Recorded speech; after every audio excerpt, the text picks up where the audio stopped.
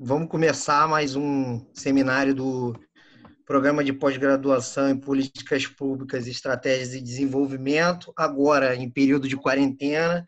Eu sou o Francisco Duarte, junto com a Mariana Closé, nós somos organizadores do seminário do PEPED. Então, para quem não está assim, habituado com o nosso seminário, ele ocorre sempre às segunda-feiras, lá no Instituto de Economia da UFRJ, mas agora, excepcionalmente, ocorrendo via Zoom, né? E hoje nós temos o enorme prazer em apresentar esse seminário Covid-19, SARS-CoV-2, o impacto das políticas públicas, o impacto e o papel das políticas públicas, em que nós teremos 3 professores do CDTS, que é um órgão parceiro do PEPED, né?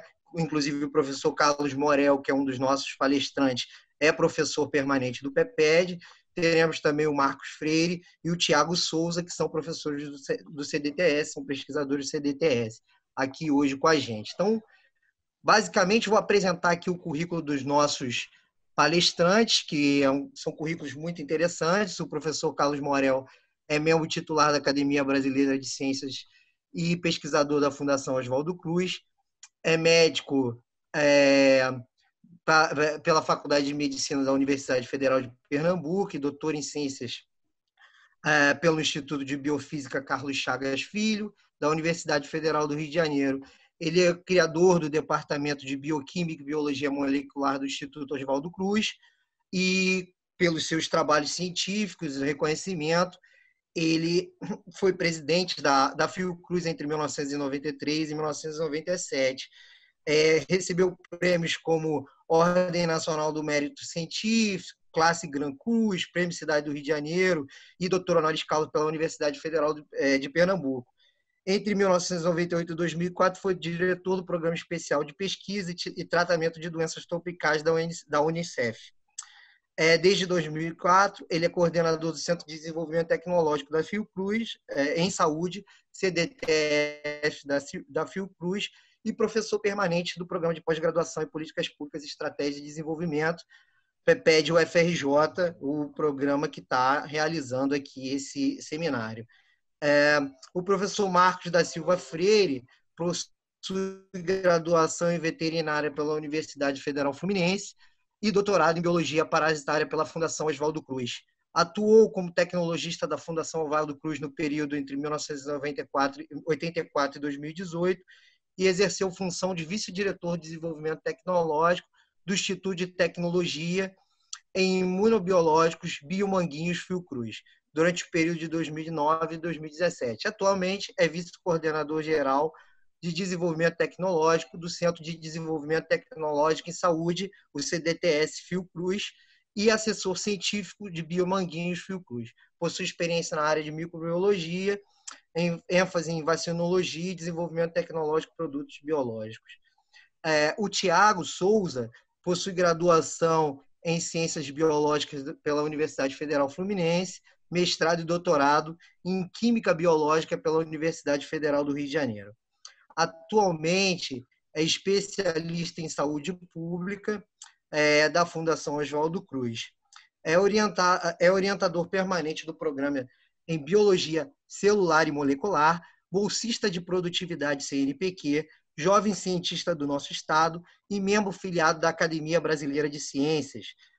Coordenou serviço de diagnóstico molecular das viroses junto ao Instituto Nacional de Infectologia Evandro Chagas e Prefeitura do Rio de Janeiro entre 2016 e 2019. Atua no Centro de Desenvolvimento Tecnológico em Saúde, CDTS Fiocruz, e participa do grupo de pesquisa no desenvolvimento pré-clínico de novas drogas antivirais do Instituto Oswaldo Cruz. É isso. Esses são os nossos palestrantes.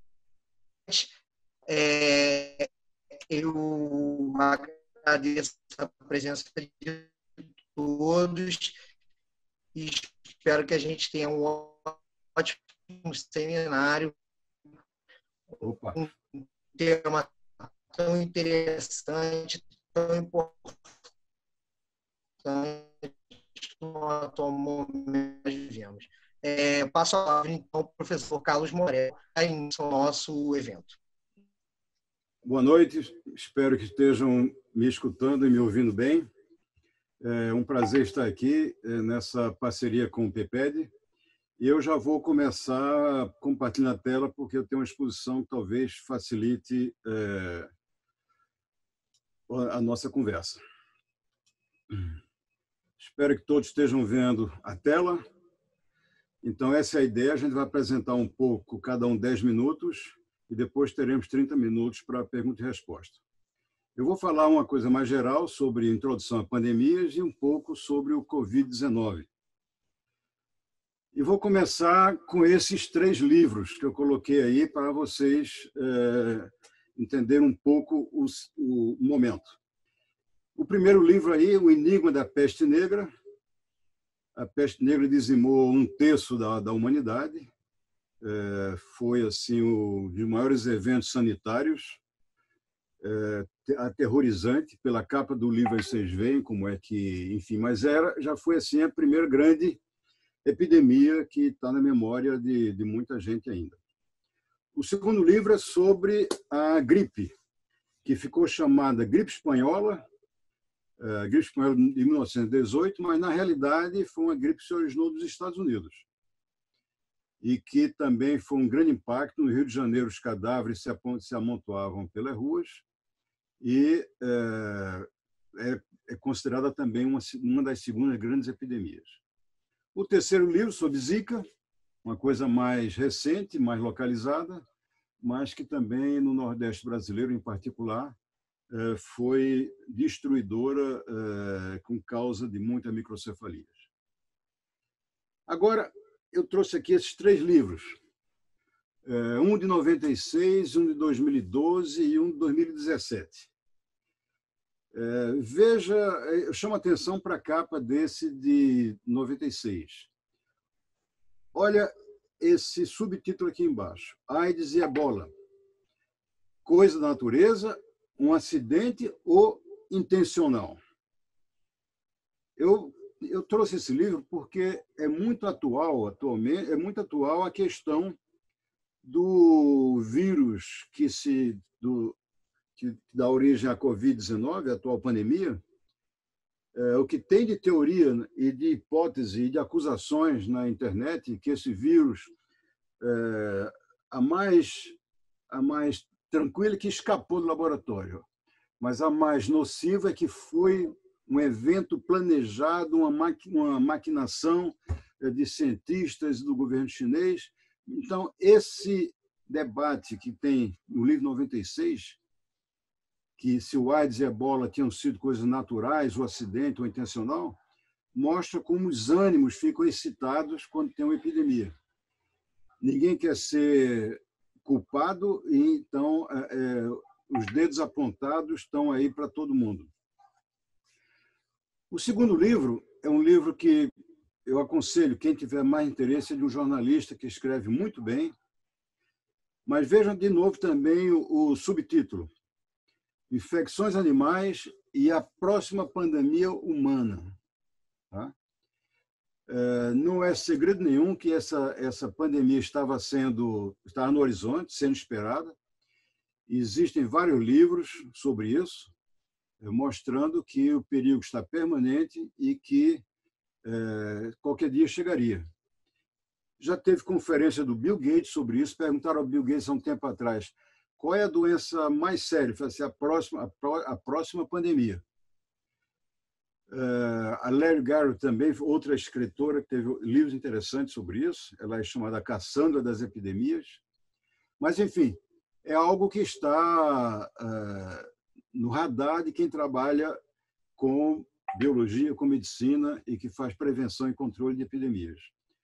Mas, para o leigo, acha que é uma coisa divina ou do Satã, enfim, tem coisas sobrenaturais. A gente tem que se conscientizar que epidemias e pandemias estão aí essa provavelmente não será a última.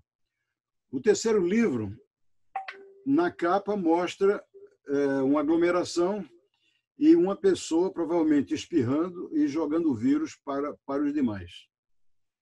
Então, são 3 livros que dão uma ideia um pouco sobre a dinâmica, a epidemiologia, a causa, a natureza. Tá? E nesse livro aqui, eu escolhi um pouco alguns tópicos do índice, que ele faz, são vários capítulos, que eu vou colocar aqui na tela. Então, vejam que ele tem, o primeiro capítulo é o cavalo pálido. E esse capítulo mostra o surgimento do vírus Hendra, na Austrália, que terminou levando à morte do tratador desse cavalo, e felizmente ele não se expandiu muito, ficou por ali. Tá? Mas foi um evento de 94. O segundo capítulo desse livro chama-se 13 Gorilas, e mostra como surgiu o ebola, principalmente no Gabão, ali junto da fronteira com o Congo, e o ebola foi um dos eventos que mais aterrorizou o mundo, 96. Só que o ebola só é transmitido no contato físico ou por macrogotas. Ele não é transmitido pelo ar. Eu me lembro que no meu tempo que trabalhei na OMS, 5 anos e meio, os epidemiologistas me diziam: o nosso grande medo é um ebola com asas. Eu disse: como assim? Um ebola transmitido pelo ar. No dia que o ebola for transmitido pelo ar, o mundo não estará mais tranquilo. Bom, aparentemente nós temos o Covid é transmitido pelo ar e o mundo não está tranquilo. O terceiro capítulo é um capítulo geral sobre malária, onde eles falam sobre, de um modo geral, as doenças, né? Depois vem um capítulo que é o jantar na fazenda dos ratos, aí mostra o surgimento da SARS. O quinto capítulo fala da febre Q, da psitacose, doença de Lyme. O capítulo 6 é sobre doenças virais, então ele fala sobre herpes B, influenza, vírus RNA. O capítulo 7 tem um nome muito interessante, os hóspedes celestiais. E que hóspedes celestiais são esses? Os morcegos, tá? E bats. Então, os morcegos como reservatórios do vírus Nipah, do Marburg e tantos outros. O capítulo 8, o chimpanzé e o rio. Inclusive, depois o jornalista fez um livro à parte, só sobre esse capítulo. E o capítulo final diz assim, depende como é que surge, como é que não surge um outbreak. Então, quem tiver interesse, eu recomendo esse livro na Amazon. É uma leitura muito interessante. Bom, mas vamos para o nosso objeto de hoje, que é a pandemia. Eu tirei esses gráficos do Financial Times, e o primeiro gráfico é o seguinte, a intensidade, a morte diárias desde que um país teve as 3 primeiras mortes. Tá? Então, começando de 1º de março. Então, 1º de março, praticamente, nesse gráfico de cima, praticamente não tinha morte mais na China. Mas aí, quem está dominando hoje o cenário? Estados Unidos, lá em cima, em rosa. Azul, a Europa, o Reino Unido, a Itália, a Espanha. E em azul claro, o resto da Europa. Mas você pega tudo que é de azul, a grande impacto hoje em dia ainda é a Europa. Tá? E aí, veja, o gráfico de baixo mostra também, desde 1º de março, o número de mortes por percentagens. Então, veja, apesar da Europa atualmente ainda ser a proporção maior, está em viés de baixa. Então, e quem é que está em viés de alta? Quem está em viés de alta é América Latina e Caribe. A gente está vendo que está se reduzindo na Europa e há uma tendência a aumentar na América Latina e Caribe. Esse outro gráfico mostra as mortes diárias na pandemia desde o dia que ocorreram as primeiras 3 mortes. Porque assim, em cada país você vê a data que ocorreu as primeiras 3 mortes, esse é o dia 1. Então você vê que a China já praticamente já acabou, já chegou no máximo de mortes ali diárias, em torno de 200, mas parou. qual é um dos poucos países que está em viés de alta? Infelizmente, é o Brasil. O Brasil está aí em viés de alta. Você vê que a curva está aqui, a curva está numa tendência de alta, então a gente está muito preocupado com essa parte. Bom, isso então foi a minha apresentação. Nós ainda temos um tempinho, meus 10 minutos, ainda temos 2 minutos. Eu acredito que eu gostaria de que a gente reservasse espaço, porque como nós já estamos com 60 e tantos participantes, seguramente as apresentações que a gente está fazendo vai dar a muito debate. Então, eu prefiro ficar por aqui e deixar os 2 ou 3 minutos que eu economizei para a gente ouvir o Marcos Freire e depois nós 3 participamos do debate. Depois tem o Marcos, tem o Tiago, e depois a gente vai todo mundo para o debate. Tá? Então, Alexandre Francisco pode passar para o Marcos. Então, agora o professor Marcos Freire com a palavra. Muito obrigado, professor Morel, pela sua apresentação. Bastante esclarecedora. Bem-vindo, Marcos. Inicialmente, eu gostaria de agradecer o convite, né, para participar desse seminário e poder contribuir com alguma informação. E vou tentar aqui compartilhar a minha tela. Vou ver se eu consigo chegar aqui.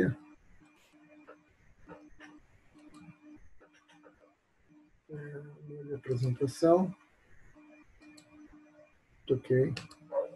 Bem, inicialmente eu trago essa informação feito pelo a fonte é o grupo de prospecção de Biomanguinhos, fez uma busca recente e em relação após o surgimento da Covid-19, o número de projetos voltados para desenvolvimento de produtos. E mostra esse gráfico, mostra que todo o levantamento da prospecção realizada mostra um aumento significativo do segmento de vacinas em relação a outros segmentos, como busca de medicamentos, seja qual for a rota fito, ou biológico, ou pequenas moléculas, né?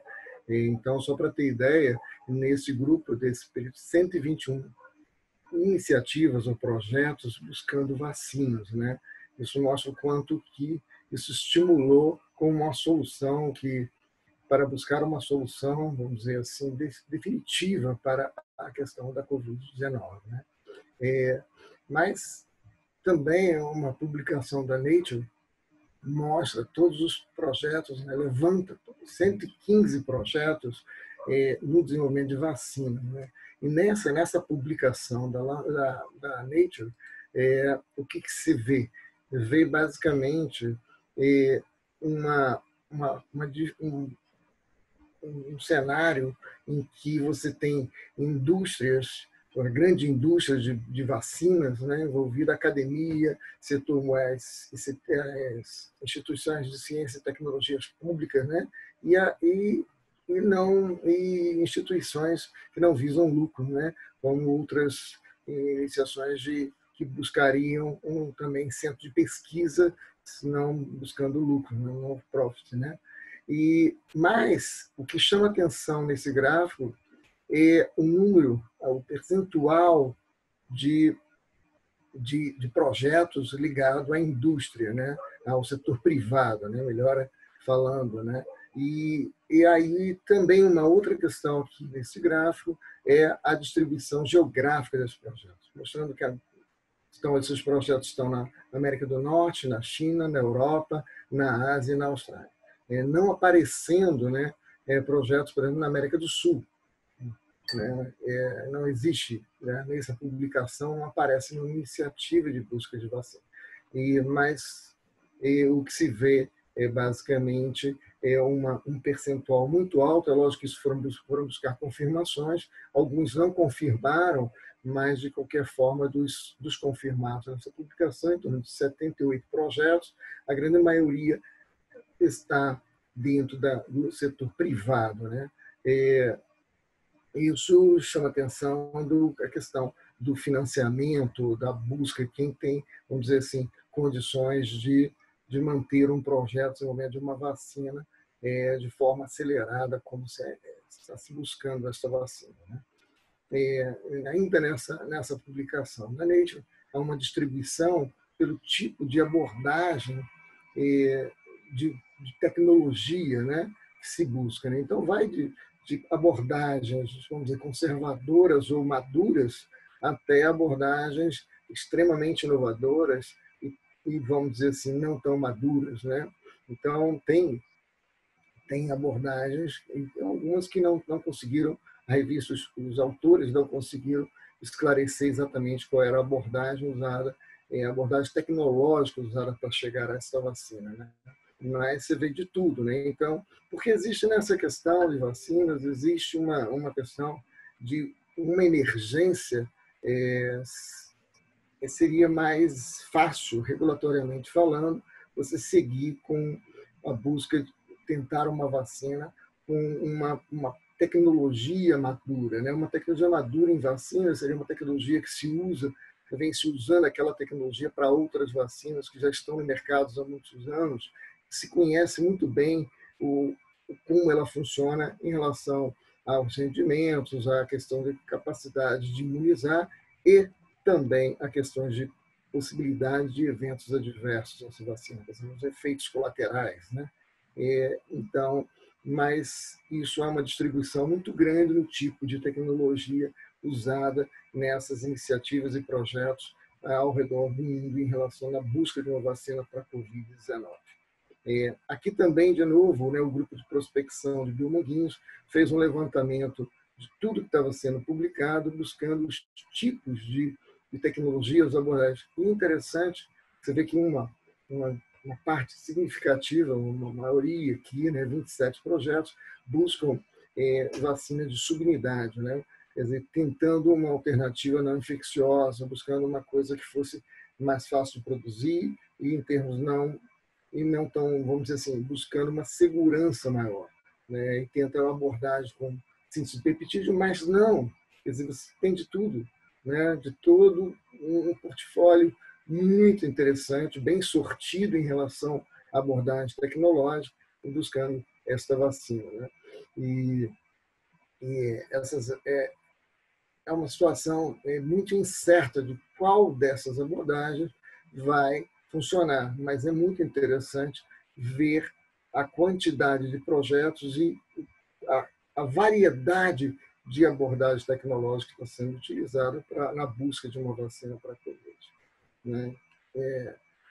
Pensando em vacinas, uma coisa assim, para trazer um pouco aqui para pessoas que não estão no campo de vacinas, de vacina, o fluxo de desenvolvimento de vacina, ela vai desde a descoberta até o registro, até o uso após o registro ou licença na autoridade regulatória, né?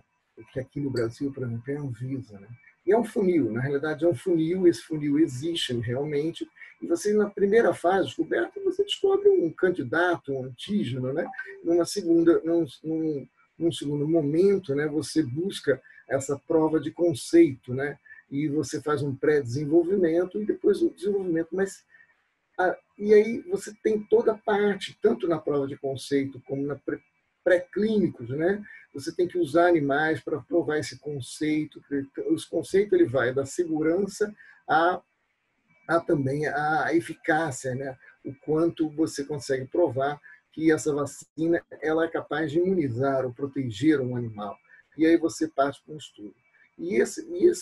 Todas essas fases exigem algumas questões relacionadas a normas, né? Normas regulatórias de biossegurança.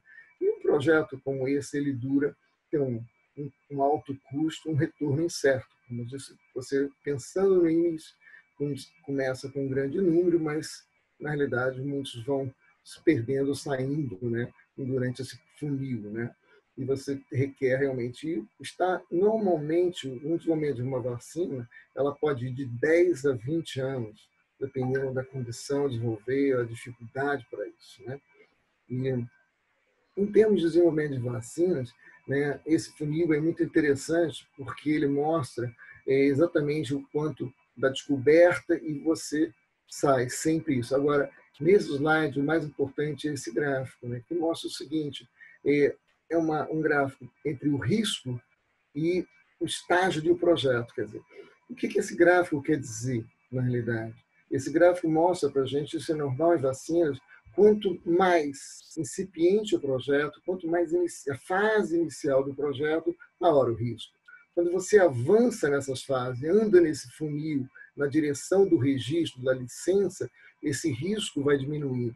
Mas, por um outro lado, o investimento necessário para esse projeto avançar, ele vai aumentando ao longo do avanço dessas fases, né? Você, de uma fase, quando você vai avançando nas fases clínicas, a demanda por recursos financeiros e por investimento para que se tenha sucesso, ela é muito maior. Ela vai avançando sempre ao ponto de você precisar de um suporte muito grande para ter uma probabilidade de sucesso boa. Esse gráfico aqui, ele foi publicado pelo grupo, foi uma publicação realizada pelo CEP, que é um grupo formado, a Coalizão para a Preparação com Inovações, Coalizão de Inovações para a Preparação de Pandemia, quer dizer, eles publicaram esse artigo tentando levantar o custo de desenvolvimento de uma vacina. Então, é uma tabela muito complicada, mas só para dar ordem de grandeza, a variação, quer dizer, você, em termos de o que você conseguiria, olhando para um otimista, não otimista, ou pessimista, mas também olhando uma questão de o que seria a maior probabilidade de sucesso de um estudo de vacina em relação ao investimento feito.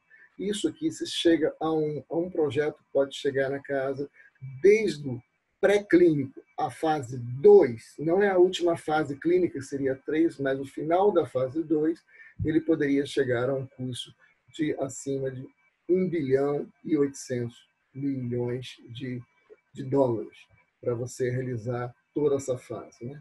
Mas você pode variar dependendo. Isso é muito difícil chegar a um custo, porque geralmente varia muito do desenho desse estudo.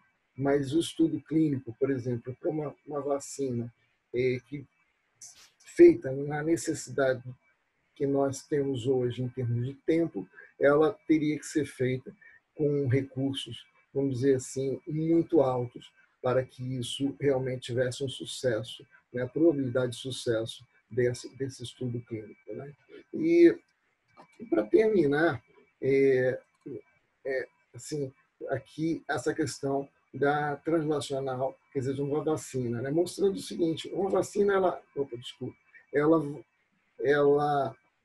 ela passa por essas fases, mas tem o chamado Vale da Morte, que é a maior dificuldade para uma vacina atravessar. Então, uma coisa é uma descoberta e a própria prova de conceito, mas a maior parte das vacinas que são testadas, elas costumam cair entre a fase pré-clínica e o registro. Muitas vezes, as vacinas passam por toda uma parte pré-clínica e depois uma parte clínica, mas quando chegam, elas caem porque elas não chegam ao mercado, porque não tem interesse econômico. Quer dizer, esse Vale da Morte, ele pode ser tanto numa questão técnica, como numa questão também de interesse econômico dessa vacina. Mas eu acredito que, no caso da Covid, o interesse econômico não vai ser, acredito que não deva ser o grande ponto para essa vacina, né? E isso é muito um pouco de a urgência da demanda de saúde pública pode determinar a estratégia de uma inovação. Quer dizer, isso olhando um pouco para nós, para o Brasil, como que a gente pode fazer isso? Nós podemos fazer um desenvolvimento autónomo, nós podemos fazer um co-desenvolvimento ou nós podemos fazer uma transferência tecnológica, né? Essa é uma questão, assim, como que a gente consegue inovar ou trazer uma inovação para o nosso país, né? E isso pode ser feito dessas 3 formas. Eu sempre coloco, comprar, existe uma pergunta que a gente sempre faz nessa questão. Comprar ou desenvolver? Eu acho que na situação, por exemplo, da urgência que nós estamos vivendo hoje, tem que ter uma cooperação mundial para que essa vacina seja desenvolvida e registrada para poder estar disponibilizada para o uso e controle da Covid-19. Bem, era isso que eu queria trazer um pouco e fico para o debate, que eu acredito que deva ter algumas perguntas sobre esse tema. Obrigado pela atenção e agora eu passo para o Thiago. Então, obrigado, Morel, Marcos e aos organizadores por essa oportunidade de apresentar aqui para vocês. Eu fiz, na verdade, uma apresentação bem curta, eu nem estava esperando que nos apresentassem assim tão formalmente. Obrigado pela apresentação. Na verdade, essa breve apresentação que eu vou fazer, ela é um pouco sobre a história do que a gente vem construindo nos últimos anos e também para tentar fomentar o debate logo em seguida.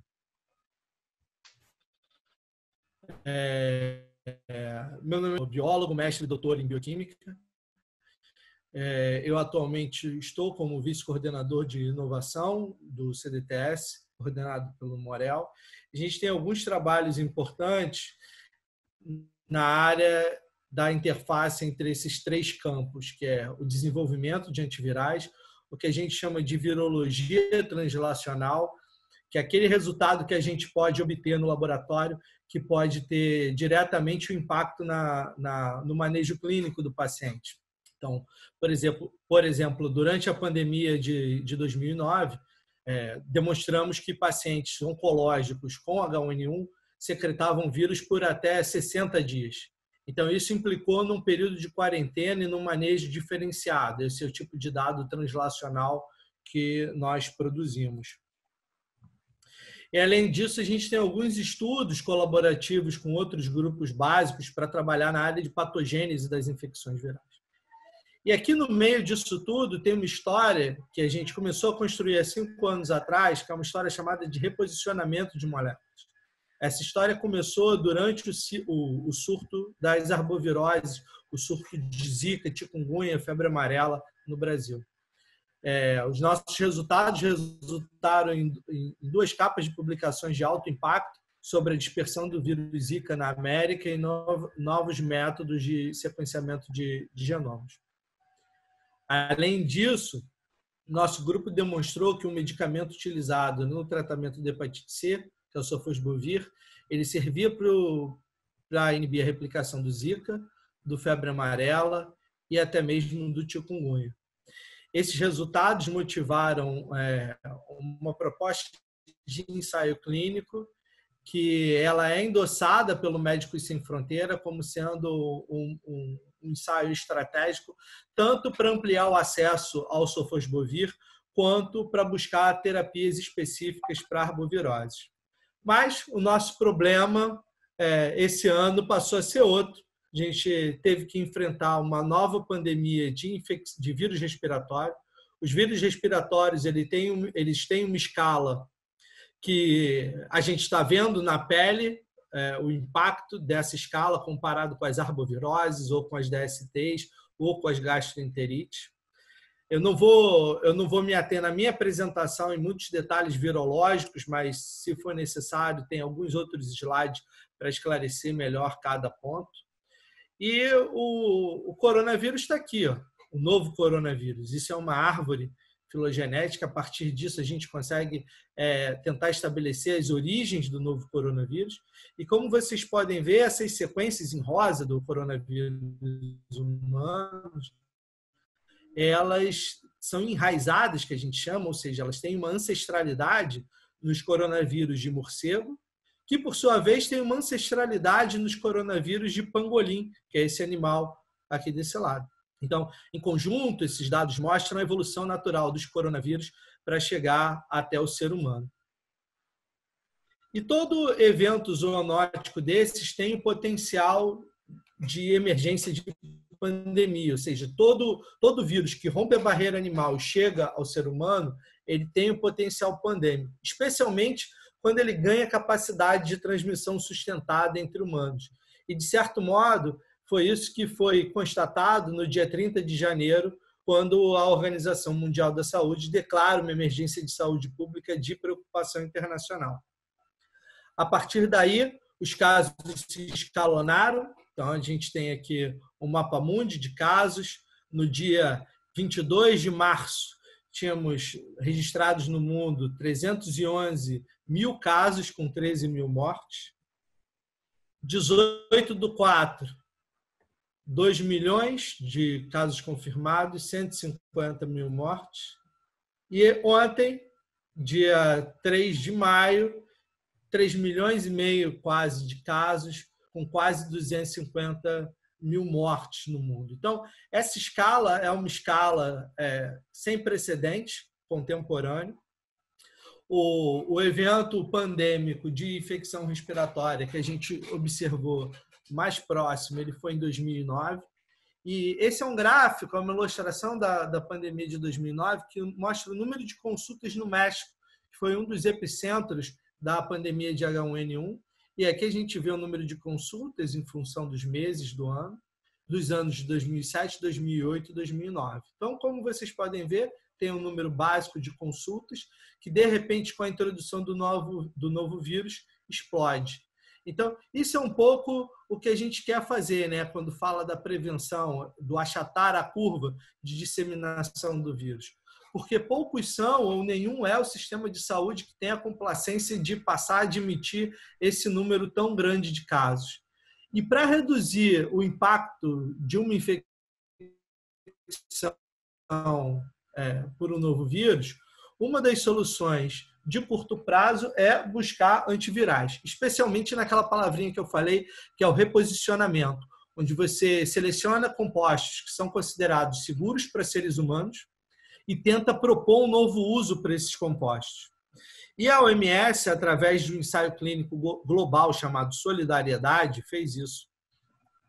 Eles propõem 4 alternativas terapêuticas, uma utilizando os medicamentos chamados lopinavir e ritonavir, são inibidores de protease do HIV, são drogas utilizadas pelos pacientes com HIV. Lopinavir com ritonavir mais interferon, interferon é um medicamento utilizado no tratamento de hepatite C. O remdesivir, que nas últimas semanas a gente escutou falar bastante, né, sobre ele, que foi desenvolvido como inibidor de uma outra enzima, a RNA polimerase do vírus Ebola. E a cloroquina, que a gente já vem escutando falar bastante sobre ela, que atua como anti-inflamatório não esteroidal. A gente entende que todas as terapias apresentam algum tipo de deficiência, portanto, resolvemos investigar uma outra substância que é produzida no Brasil, o atazanavir, que poderia ter atividade contra o novo coronavírus de dados que está disponível para análise nessa plataforma de disponibilização de conteúdo científico. É isso que eu queria mostrar para vocês até esse momento, com o objetivo apenas de quebrar o gelo nesse primeiro momento. E, junto com o Morel e com o Marcos, eu vou ficar feliz em receber e poder responder as perguntas de vocês. Obrigado novamente. Obrigado, Tiago. Então, eu vou começar aqui com a pergunta. Já chegaram umas 5 ou 6 perguntas e ainda vou começar essa primeira rodada e quem quiser pode continuar fazendo. A primeira pergunta, mais uma vez, obrigado, hein, Tiago? Obrigado pela apresentação. Não sei se é um sobrenome, é Rick Mate. Por que a China teve um número inferior de vítimas contaminadas em relação aos demais países, mesmo com a quarentena? Será que algumas pessoas morreram sem saber que era por Covid?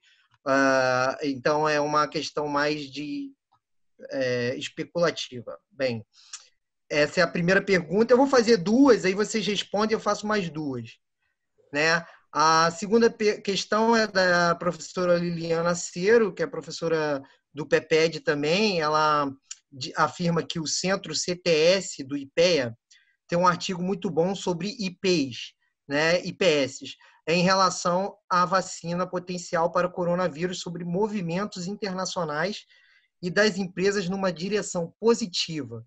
Vocês podem comentar o que sabem sobre sobre potenciais patentes nesse campo? A Liliana ficou um pouco meio misturada a questão.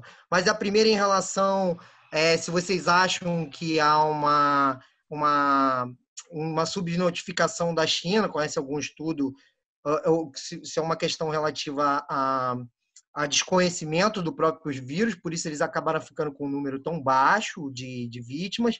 E a segunda é sobre esse estudo do IPEA e sobre os potenciais de patenteamento patenteamento de... Eu entendi. alguma... Eu posso ir respondendo, Francisco? Pode. Então, tá. Eu começo e depois... Tá bom. Começo e depois o pessoal complementa. Olha, em relação ao número real de pacientes, veja, isso é uma epidemia nova. Ela foi detectada nos últimos dias de 2019 e só a partir em 7 dias se fez o genoma. E para você saber se a pessoa tem ou não tem uma epidemia, você tem que ter os métodos diagnósticos estabelecidos. Então, a China, no começo, não tinha, quer dizer, ninguém tinha como diagnosticar a doença. Tá? Mesmo hoje em dia, a gente sabe que os testes sorológicos são muito ainda deficientes. Então, a China, no começo, ela não tinha como diagnosticar as pessoas. Então, provavelmente, muitas pessoas podem ter tido e não sabia diferenciar. Agora, saiu um artigo muito interessante hoje, no New York Times, mostrando como a doença tem comportamentos bem diferentes em vários países. E tem uma série de hipóteses. Por exemplo, por que Tóquio tem muito menos doentes de Covid do que Nova York? São cidades grandes. Aí você tem fenômenos culturais. Tem uma lista nesse artigo do New York Times, que eu recomendo ler, sobre por que há diferença grande, se é subnotificação ou que não é. Subnotificação, em particular no Covid, nesse 19, é uma coisa que vai ter que ser estudada ainda, porque você vê, a gente tem muitas pessoas que têm a doença, mas são assintomáticas. São assintomáticas. É uma doença que é tão recente, você ainda não tem todos os instrumentos de acompanhamento. E você tem também que levar em conta que, em alguns países, às vezes, nem o número de mortos você tem na estatística. Então, a pessoa está dizendo por que a África tem tão poucos casos. A gente não sabe se não tem ou se, dependendo do país, se aquilo foi contado ou não foi contado. Eu acredito que a questão da China tem o lado temporal. No começo, você não tinha... Você fazia o diagnóstico só por sintomas. Você não tinha os testes serológicos, não tinha os testes moleculares. Isso veio algumas semanas depois. Tá? Quanto à segunda pergunta da Liliane, a questão de propriedade intelectual também uma área interessante. Eu sei que, por exemplo, a vacina que está muito mais avançada que as outras, que é da Moderna, ela está baseada em 2 patentes que a Moderna detém. Tem de fazer patente por RNA e a patente de como encapsular o RNA.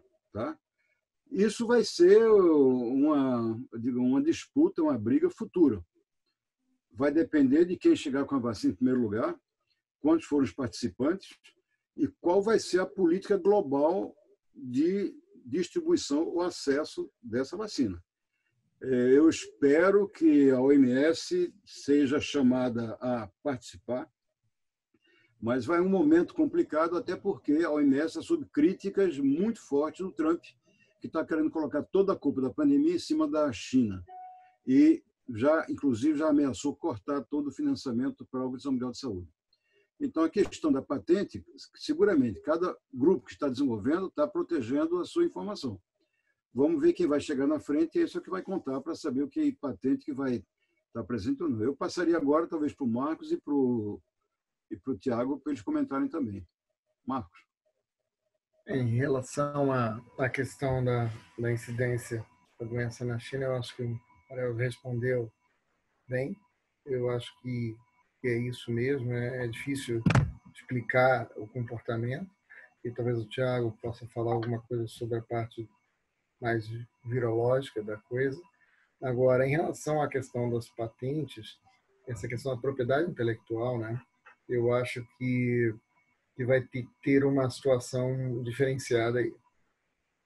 Porque, realmente, como eu mostrei, a indústria, o setor privado, lidera em termos de número de projetos para desenvolvimento de uma vacina.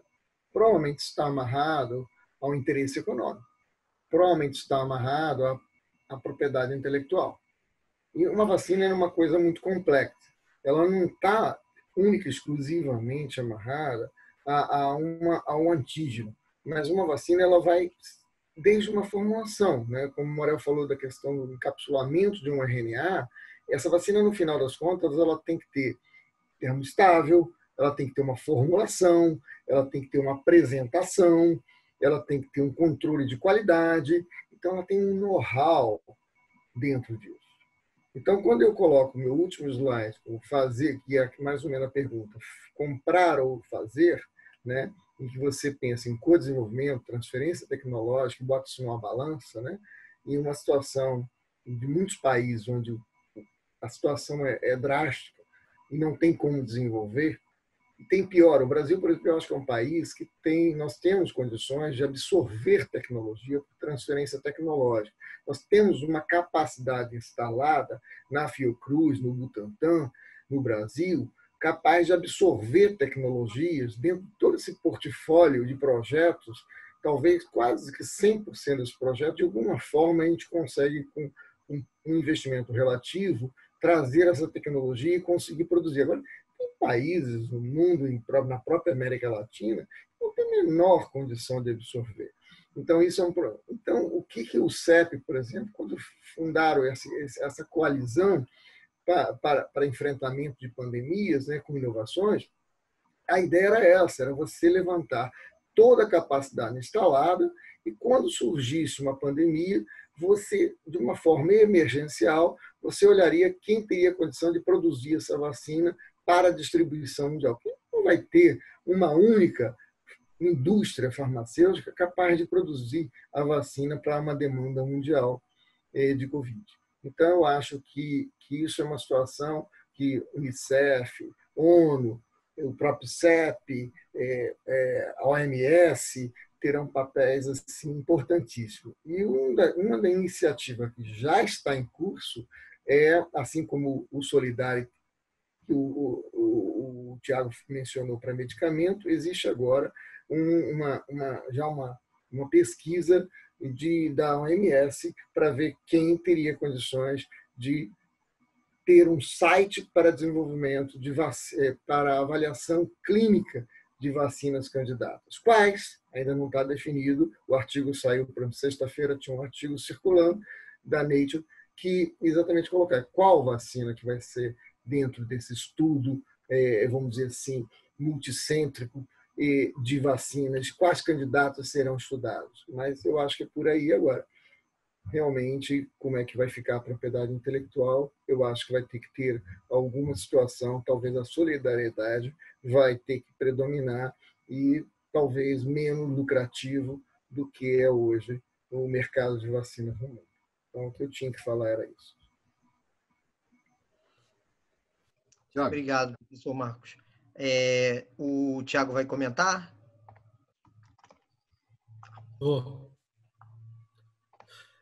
Eu acho que assim, a gente tem que refletir sobre o uso da palavra isolamento social, sobre a primeira pergunta a respeito da China. Tem sido utilizada ampla e restritamente a palavra isolamento social quando nós mal fazemos o distanciamento social. E essa diferença ela não é só semântica. A China fez, de fato, o isolamento, fez o chamado lockdown. Quem lembra das imagens no começo de janeiro, via aqueles brasileiros isolados na China, com poucos produtos no mercado. De fato, você teve uma interrupção abrupta na circulação de pessoas e mercadorias, a ponto de impactar de uma maneira muito substancial essa curva de disseminação do vírus. Tanto a Europa quanto as Américas, elas não decidiram fazer o lockdown, mas sim fazer o distanciamento social, a diminuição de contato, e a gente vê o resultado dessas políticas nas curvas de disseminação do vírus. Eu acho que é tão simples assim. Algumas coisas não se aplicam ao método científico, então a gente não vai conseguir testar. Por exemplo, as variações culturais. Não tem como fazer uma pergunta específica para eliminar as variáveis e conseguir chegar isoladamente só nessa. Mas você vê que não só a China, mas, por exemplo, o sucesso da política da Nova Zelândia também fazendo um lockdown e retomando. Então, acho que do ponto de vista econômico, e eu acho que as bolsas são bom proxy disso daí, que eu vou falar, é a tal da recuperação em V, né? Então, quanto mais rápido, quanto mais intenso foi o lockdown, você conseguiu interromper maior conseguiu interromper de uma maneira mais contundente a circulação do vírus e provocou uma recuperação econômica em V. Enquanto que nas políticas de distanciamento você tem esse sistema que a gente não tem clareza de quando que a situação vai melhorar e nem se vai precisar se intensificar para enfrentar o número de casos tendo acesso à saúde para a maior parte das pessoas. Do ponto de vista da patente, eu acho que foi um comentário que eu já fiz no passado, vou fazer de novo. Eu acho que a forma de lidar com os problemas no século XXI é diferente do século XX. Então, hoje em dia, com as plataformas tecnológicas que existem, é muito mais fácil você trabalhar com plataformas de amplo espectro e tentar encaixar, seja qual for o agente que eventualmente surja, dentro dessa plataforma. Então, cada vez mais, eu acho que a gente vai ver o desdobramento de famílias de patentes sobre outros alvos, às vezes simplesmente baseado em exercícios acadêmicos, mas quando surge de fato um novo problema, você consegue entregar de uma maneira escalonável. Então, é difícil imaginar que a gente vai fazer uma vacina atenuada para esse vírus, como foram outras vacinas produzidas no passado, as primeiras, vacinas produzidas com grande massa de vírus, que requerem um nível de biossegurança que a gente não vai poder utilizar, tipo a vacina de influenza, que é utilizada em ovos embrionários. Então, a gente vai se aproximando para plataformas de recombinantes. Então, dentro da plataforma de recombinantes, quem tem mais criatividade vai criando novas plataformas com mais escala, com mais capacidade de entrega, vai encaixar não só esse agente, mas outros agentes também que, porventura, forem surgindo e vão gerar uma dominação tecnológica a partir dessa ideia, ainda que tenha começado através de exercícios acadêmicos. Ok. Mariana vai fazer as próximas 2 perguntas, né, Mari? Mariana? Sim, estou aqui. Bota o vídeo dela. Bom, vamos lá. Estão me ouvindo bem? Sim, beleza. Tá, joia. Queria só destacar aqui no nosso chat, a Priscila primeiro deu os parabéns para a Biomanguinhos pelos 44 anos e colocou 2 links do INPI e do Observatório para ajudar na questão colocada primeiramente pela Liliana sobre as patentes e tal. Só para fazer esse comentário, quem tiver interesse pode ir atrás desses links.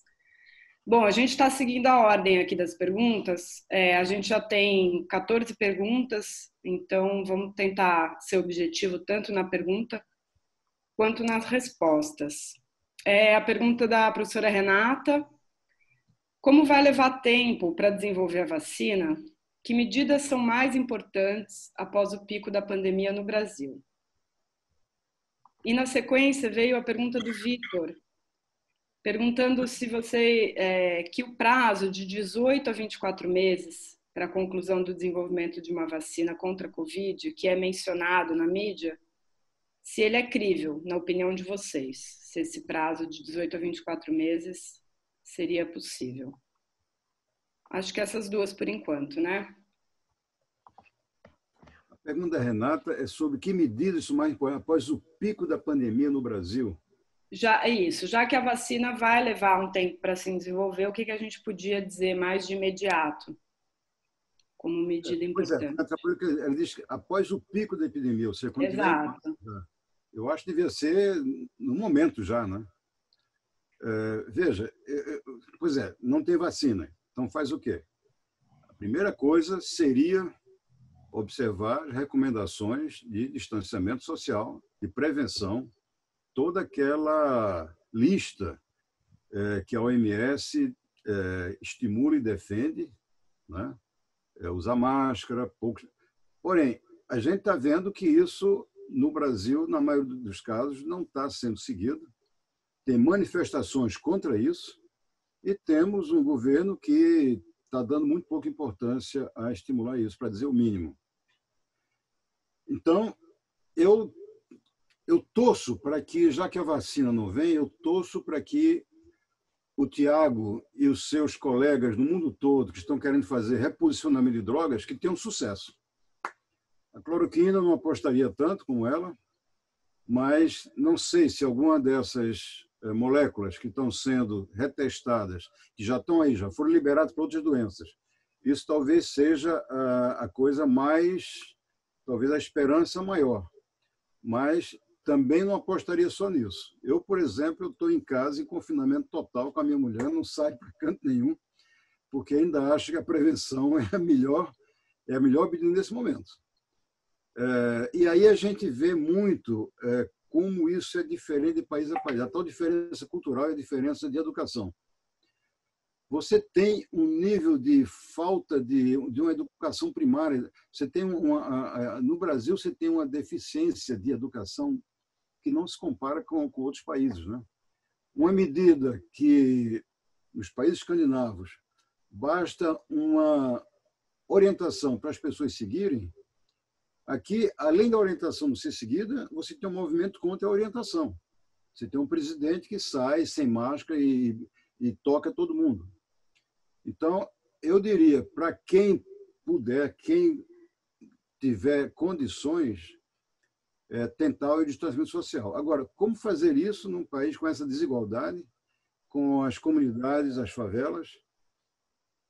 Eu diria que isso é muito, muito, muito complicado. Mas, na falta de vacina e também com o atraso que vai ter nos tratamentos, eu ainda acho que a prevenção seria seguir o máximo possível a prevenção e as normas da OMS. Qual era a segunda pergunta mesmo, Mariana? Se vocês consideram crível o prazo de 18 a 24 meses para o desenvolvimento de uma vacina, que é um prazo que aparece em várias matérias jornalísticas e tal. Ele está perguntando se vocês consideram esse prazo suficiente. Eu vou começar rapidinho, mas quem vai falar nisso é o Marcos mesmo. Veja, algumas vacinas que estão mais adiantadas, eu acho que não é uma coisa impossível de acelerar, principalmente num ambiente de pressa, né? Tá todo mundo falando agora em fast track, fast track, fast track. Algumas medidas, inclusive, vão ser usadas sem o que a gente chama de tratamento compassionado, tratamento de compaixão no caso de terapêuticas. Agora, as vacinas mais avançadas é possível, com o financiamento maciço que está tendo e com processamento rápido de testes, pode ser, eu acho que talvez aquelas que estão na linha de frente, aqueles cavalos que estão perto do final, possam chegar lá. Mas quem vai falar isso é o Marcos. Bem, de uma forma mais objetiva, é assim, se é factível, se é exequível, eu realmente não sei se vai ser, como vai ser, mas existe um movimento para tentar acelerar. De qualquer forma, será um desenvolvimento recorde. Nunca na história recente do século passado, desse século, uma vacina foi desenvolvida no tempo que está se falando. É possível? É. Desde que mude os desenhos dos estudos clínicos, eles têm que ser feitos de uma forma nunca feita antes.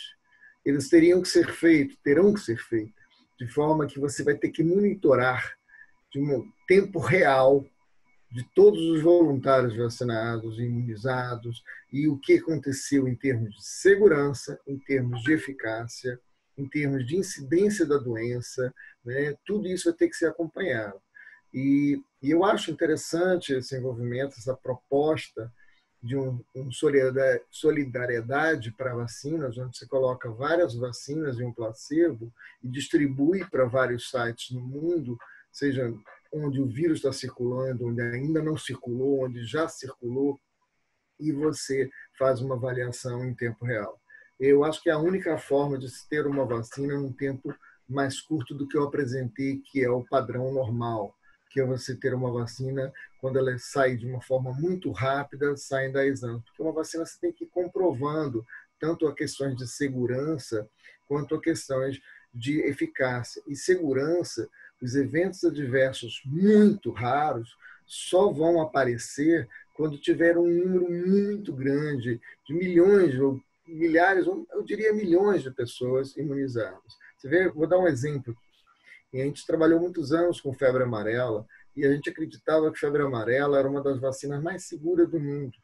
E, de repente, a gente viu que febre amarela não era uma vacina tão segura assim. Existe um evento muito raro que aparece quando você imuniza em massa. E isso só aconteceu no Brasil quando o Brasil resolveu vacinar toda a população brasileira e começamos um projeto de produção de vacina e vacinar. Aí apareceram os eventos adversos fatais. Então, vacina é um pouco isso. Quer dizer, factível, se existir realmente uma coalizão para tudo isso e um esforço muito grande, um desenho fantástico de estudo clínico nunca feito antes, com as ferramentas de monitoramento em tempo real, talvez a gente consiga chegar a uma vacina. A tecnologia, é muito difícil dizer qual será o cavalo ganhador disso aí, porque eu concordo em relação a tecnologias, a proposta dessas vacinas de RNA, as vacinas de peptídeos sintéticos. Essas vacinas, elas são vacinas de fácil troca de antígeno. A proposta é essa, você trocar o antígeno rápido. Mas elas são muito inovadoras e elas são muito imaturas ainda, elas não têm uma maturidade. A gente não sabe o que vai acontecer. E, para isso, os eventos adversos ou a segurança vai ter que ser muito bem monitorada, vamos dizer assim. Então, eu torço para que em um ano e meio, 2 anos, nós temos uma vacina, pelo menos com uma segurança relativa e uma eficácia comprovada. Eu queria adicionar um ponto nesse aí, é o seguinte, eu acho que uma diferença desse caso no momento, passa para mim, eu acho que é uma grande diferença no caso do coronavírus, que é o seguinte, quando a necessidade da vacina, o ebola na África, o zika no Brasil, a arbovirose, onde só tem quando tem os transmissores, a pressão nos produtores de vacina é relativamente pequena. Agora, uma doença que está matando milhares de pessoas nos países mais desenvolvidos, os Estados Unidos é um dos epicentros, a Europa é outro, a pressão é muito grande, porque os produtores vão estar com eles mesmos fisicamente ameaçados. Então, essa pressão para desenvolvimento, hoje em dia, é muito diferente da pressão para desenvolver uma vacina contra a Zika ou contra a ebola. Afinal, se só está morrendo gente de Zika ou de ebola, é lá longe, não tem tanto... Eu não sei se eu vou colocar o recurso da minha companhia nisso. Mas se a vacina está querendo pegar a mim e meus filhos, pelo amor de Deus, então a coisa é séria, vamos trabalhar mais. Eu acho que esse fator pode influenciar muito na compressão do tempo. Agora, milagre não existe em desenvolvimento de vacina. Tá? Eu acho que se conseguir vai ser muito rápido, mas não vamos contar tanto com isso. Eu vou aproveitar a partir da última frase do Morel, né? Recentemente eu estava discutindo isso com a minha tia sobre se o milagre existe ou não. Se ele existe, ele já passou, foi a informação.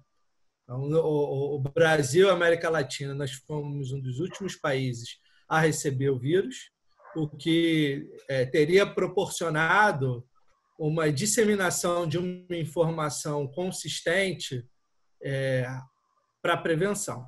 Então, isso é um pouco uma fala no sentido de tentar responder o day after, né, do pico da pandemia. Pode ser que a gente esteja nele, pode ter sido o pico semana passada. A gente continua mantendo as práticas de prevenção. Pode ser que o day after seja amanhã, e depois de amanhã a gente não vai saber disso. Esse pico da pandemia, ele não chega a ser um momento mágico na vida das pessoas. Quando você está no pico da pandemia, você vai estar na pior semana. Então, de certa maneira, se a gente tem a percepção que o pico está por vir, a gente tem a percepção também que o pior na circulação ainda está por vir também.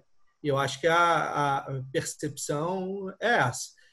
A gente só vai saber que a gente esteve no pico quando a gente sair do pico da pandemia. E aí a prática é a prática de prevenção. É o distanciamento, o isolamento, a máscara, é o cuidado excessivo, mas não é à toa esse cuidado excessivo do álcool gel, né, das medidas de segurança. É um cuidado que a gente deve ter. Vamos tirar a máscara em algum momento do dia, uma hora você vai precisar tirar para almoçar, para se alimentar, para beber água. Você vai fazer isso em grupo. Então, note que a informação te traz uma nova ótica, uma nova forma de viver, que o chinês que estava lá na cidade de Wuhan, quando começou esse surto, ele não teve essa oportunidade da prevenção através da informação. Acho que a informação é o milagre que a gente tem atualmente, que certamente as pessoas em 1918, na pandemia de influenza, não tiveram tanto acesso à informação quanto se tem hoje. E muitos poderiam ter se prevenido também. Então, vamos esquecer um pouco a questão do pico da pandemia e simplesmente viver a prevenção. Agora, a situação é angustiante, porque está todo mundo no olho do furacão. E aí começam a surgir os prazos. O prazo, se a gente pegar a curva de influenza, em setembro deve começar a melhorar. Mas aí temos que combinar com esse vírus que ele seja igual à influenza. Não existe nenhuma garantia com relação a isso. Quando a gente pega um outro evento praticamente dessa mesma escala, ou de uma configuração similar a essa escala, a pandemia de 1918, ela começou a clarear, a vida começou a ficar melhor em 1920. Então, talvez seja a partir daí que surjam os 18, 24 meses. Numa pandemia de influenza, existe antiviral, o Tamiflu, o Oseltamivir, existe uma plataforma de vacina que você imagina que dali 6 meses você vai ter uma vacina. Nesse caso, não. Então, eu acho que se for surgir alguma vacina, tem que pegar alguma plataforma, em curto prazo, tem que ser alguma plataforma dessa já considerada segura para a utilização em seres humanos, com mudanças pontuais de antígeno.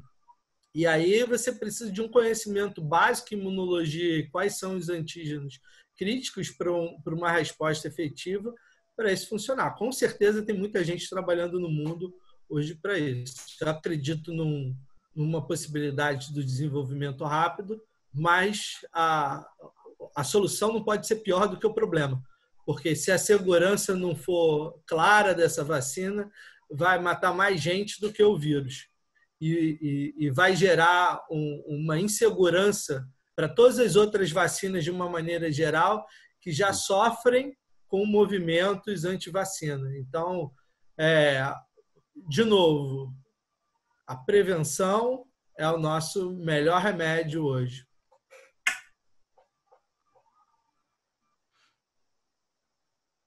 E aí, Mariana, a próxima pergunta. Obrigado. Eu vou fazer a próxima pergunta. Peraí. Saiu? O multi saiu. Vou fazer as próximas 2 perguntas e vou pedir também para os 3, para a gente poder ser mais sucinto, porque tem várias questões, Okay. senão não vai dar tempo dentro do... Desculpa, mas a gente tem esse limitador de tempo. A pergunta do Alex Batista é: por que o morcego parece ser o animal que mais transmite vírus do tipo? Qual a visão de vocês sobre o consumo chinês de carne de morcego, traço da cultura do país, e uma possível proibição desse consumo imposta pelo Estado chinês? Essa é a primeira pergunta. A segunda, eu gostaria de saber se que clinical trials a Fiocruz está envolvida. Há clinical trials em andamento entre a Fiocruz e o FRJ? É a pergunta da Ana Célia. Morcego, eu começo com a questão do morcego. Pode ser, pode ser. Eu sabia que essa pergunta mais cedo ou mais tarde viria. Deixa eu fazer um compartilhamento de tela aqui. Deixa eu ver se eu acho aqui onde é que está. Espera lá.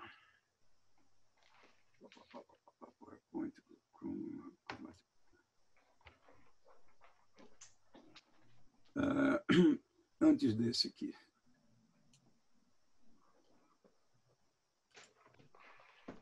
Estão vendo a tela aí? Estamos. Esse é um artigo que saiu na Scientific American sobre essa cientista aqui, Shi Zhengli, que é chamada Batwoman, mulher morcego. Por quê? E esse artigo é muito interessante. Esse é um artigo de ilustração, mas essa cientista, ela esteve aqui na Fiocruz no ano passado. Ela deu uma palestra muito interessante. E é dela esse artigo aqui da Nature, tá? Origem e evolução dos coronavírus patogênicos. Um artigo super interessante. Vou colocar aqui uma coisa.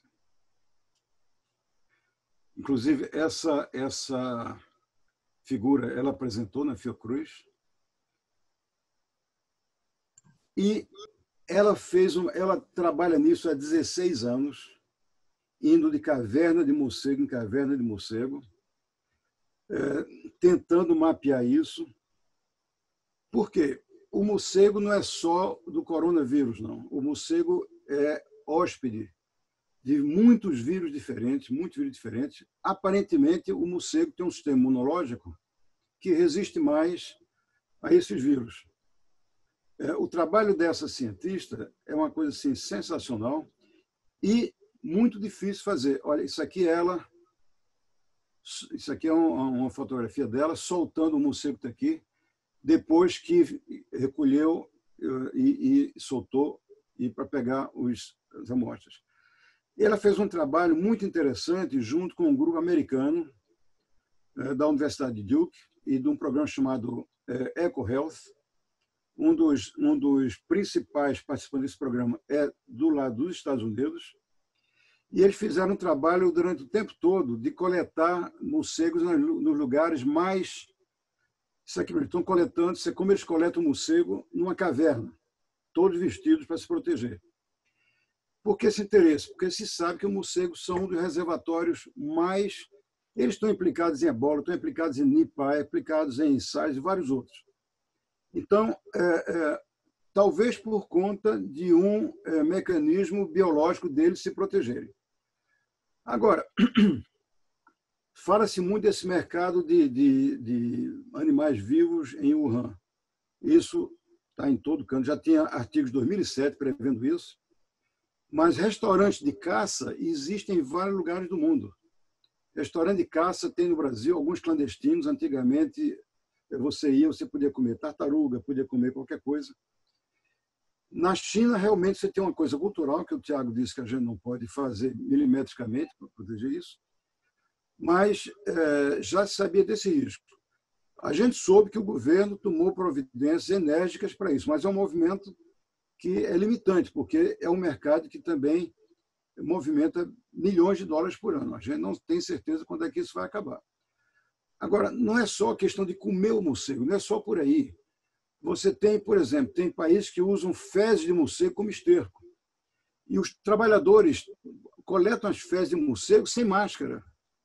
Então, você tem várias possibilidades de se infectar a partir do morcego, e não só comendo a carne de morcego. Eu até acho que não é só pelo comer a carne de morcego que você se infecta. Você tem morcegos que são frugívoros, mas tem morcegos que também fazem de sangue. Mas, enfim, é algo que ainda está sendo discutido. O impacto disso e como é que você pode...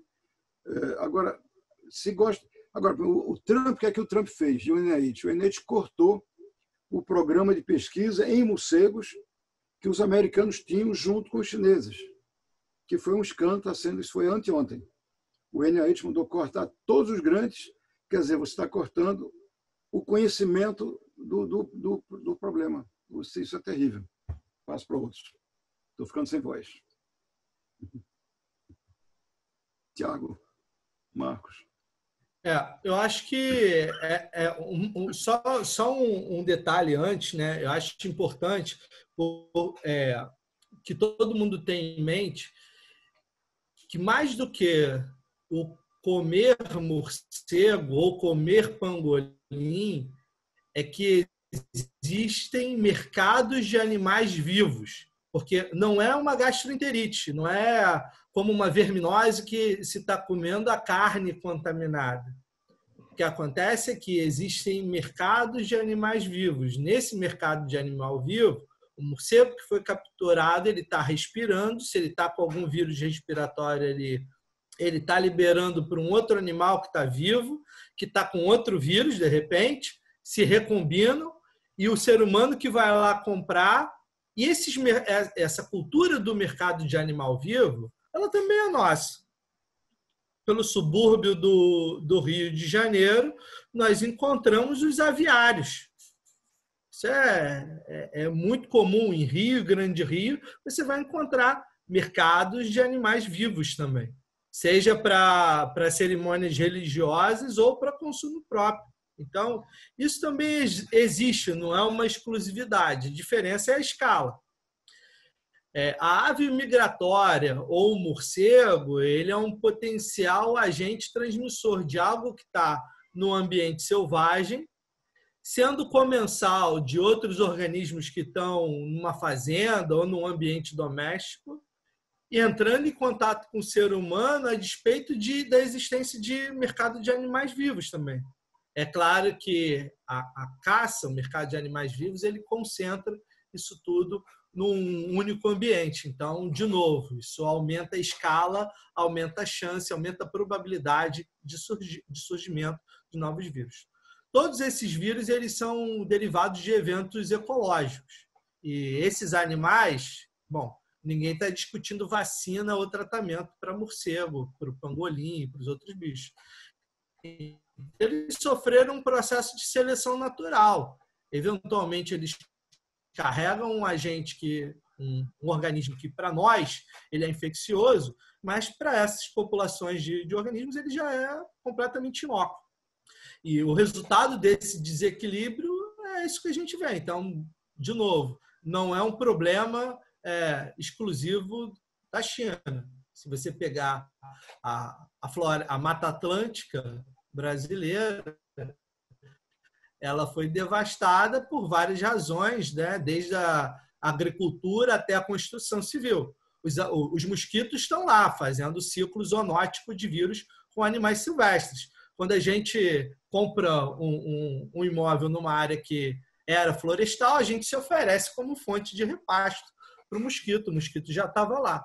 De novo, a mudança que a gente está falando é uma mudança de escala, porque não é transmitido por vetor, é uma transmissão respiratória. Então, o morcego ele não vai ser... ele pode ser o bode expiatório no momento. Na pandemia de H1N1, que o nome surge como gripe suína, você tem grupos tentando dizimar cultura de porcos e populações que comem porcos. E aí tem um viés de guerra religiosa aí por trás disso também.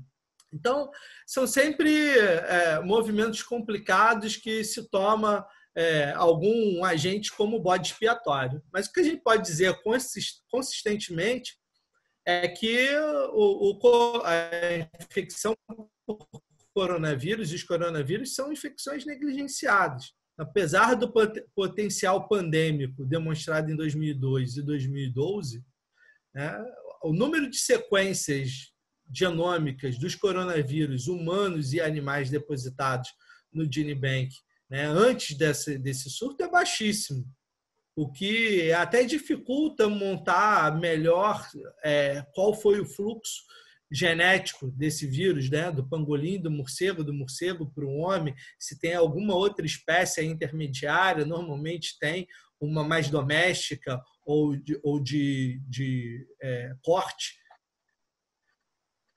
Mas isso é o que a gente pode dizer, que apesar do potencial pandêmico, faltou recurso para fazer perguntas baseadas em curiosidade nesse vírus, que inclusive poderiam ter ajudado a acelerar agora o desenvolvimento para uma vacina. É isso que eu tenho. O Marcos vai comentar essa questão também?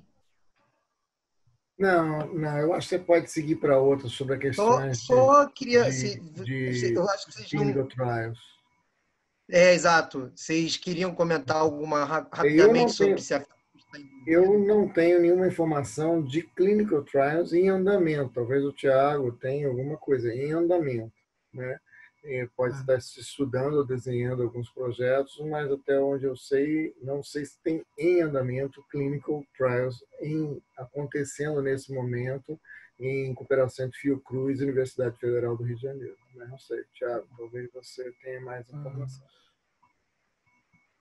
O que dá para dizer é que dentro dessa proposta do Solidariedade, a Fiocruz é uma dos participantes, ela vai incluir pacientes dentro do auspício desse programa do Solidariedade.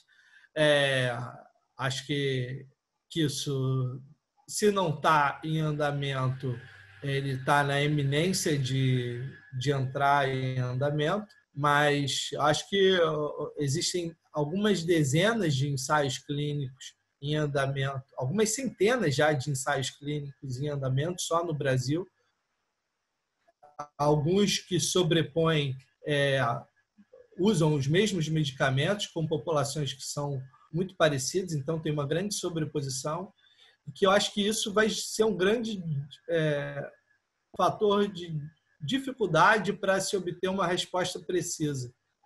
Quando, na verdade, eu acho que em um determinado momento, mesmo esses ensaios clínicos mais ou menos parecidos vão ter que combinar os seus dados para conseguir fornecer respostas mais próximas das inequívocas. Obrigado, Thiago. Mariana, você vai ler as próximas duas? Vou sim. Estão me ouvindo?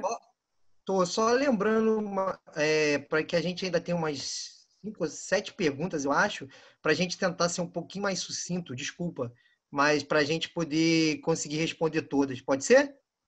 Tentamos. Vai, Mariana. Então, pessoal, fiz aqui até um apanhado.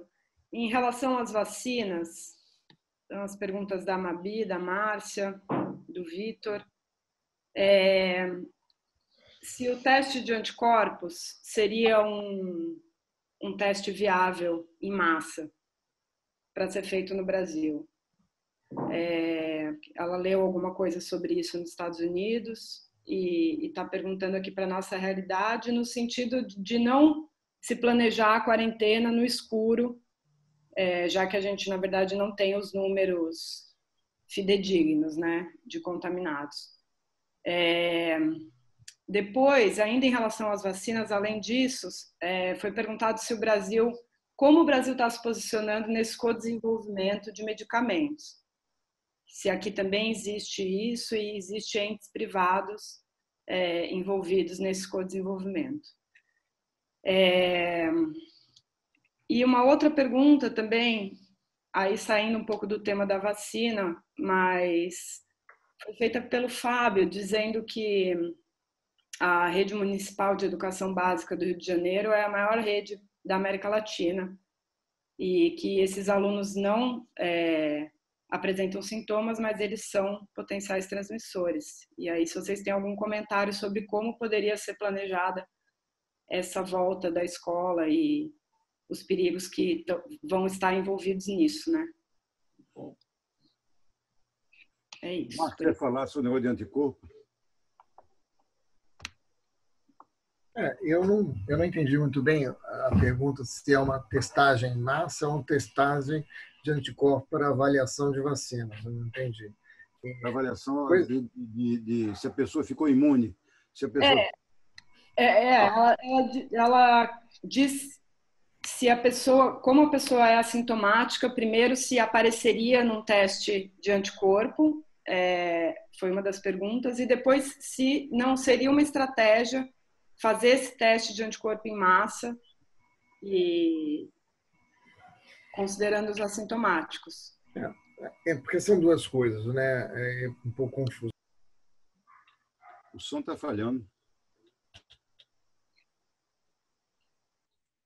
Não estamos ouvindo, Marcos. Okay. O som está falhando. Vou tentar ser objetivo na resposta.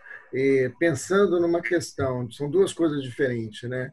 Uma é testar uma vacina onde você tem um endpoint, que seria a questão sorológica, a imunidade adquirida com a vacina, e como você avalia isso sorologicamente. E a outra é a testagem em massa para avaliar se a pessoa foi infectada e está assintomática, para fazer um inquérito sorológico, vamos dizer assim, né? E aí, com isso, você fala, você tem anticorpo, você está imune, você já pegou e é assintomático, e vamos dizer, você pode circular, vamos dizer, uma coisa dessa natureza. Mas vamos focar em vacina. Vacina, você realmente vai ter que ter, em algumas fases clínicas, principalmente as fases iniciais, você vai ter que testar qual foi o resultado dessa vacinação, dessa imunização, né? Porque na fase 1, você geralmente faz em indivíduos sadios em regiões não endêmicas, onde não está circulando, de forma que não está circulando o vírus, né? Mas nas fases 2 e 3, você obrigatoriamente vai acabar fazendo isso em regiões onde está circulando o vírus, e você vai ter duas coisas. Uma é você ver a eficácia, quer dizer, você reduz naquele site que você está fazendo, você reduz a incidência da doença. Então, você comprova. E a outra é um endpoint de testagem sorológica, para ver se o indivíduo, após a vacinação, desenvolveu anticorpos contra aquele antígeno. Então, isso obrigatoriamente vai ter que ser desenvolvido, seja um teste feito de uma forma de você detecção apenas qualitativa de anticorpos, ou uma detecção quantitativa de anticorpos desses indivíduos vacinados. Agora, em fase 3, normalmente o que se vê é impacto da redução da doença. Você pode até testar, mas o que você faz é o seguinte: eu peguei um site e testei X pessoas e viu quem reduziu a doença naquele grupo, né? Naquele grupo vacinado. É basicamente isso. Então, são duas coisas, o meu comentário é esse.